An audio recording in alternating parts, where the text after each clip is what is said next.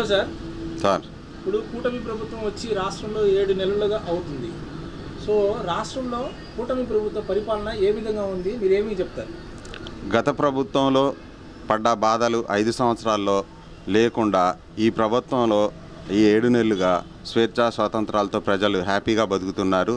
ప్రతి వర్గం బడుగు బలహీన వర్గాలతో సహా ఏ వర్గాలు, విద్యార్థులు, రాజకీయ నాయకుల్ని ఇబ్బంది పెట్టిన విధానం ఇవన్నీ ఏమీ లేకుండా అందరూ స్వేచ్ఛగా బయటకు వచ్చి హ్యాపీగా బతుకుతున్నారు. రాబోయే 5 సంవత్సరాలు కూడా ఇదే విధంగా అందరూ సంతోషంగా ఉంటారని అనుకుంటున్నాను. 2029 ఎన్నికల్లో రాష్ట్రానికి ముఖ్యమంత్రి ఎవరైతే బాగుంటుంది అనుకుంటున్నారు? 2047 విజన్ని ప్రకటించిన మన బాబు గారు యువత కోసం, యువత భవిష్యత్తు కోసం, రాబోయే తరాల కోసం ఆలోచించే నాయకుడు బాబు గారే కావాలి. నారా లోకేష్ గారి గురించి మీరేం చెప్తారు? డైనమిక్ హీరో అండి.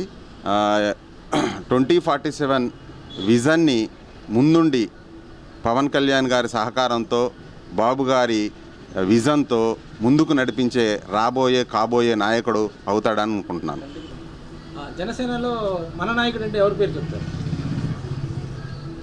విప్లవ భావాలు, ఆధ్యాత్మిక భావాలు కలిగి ఉన్న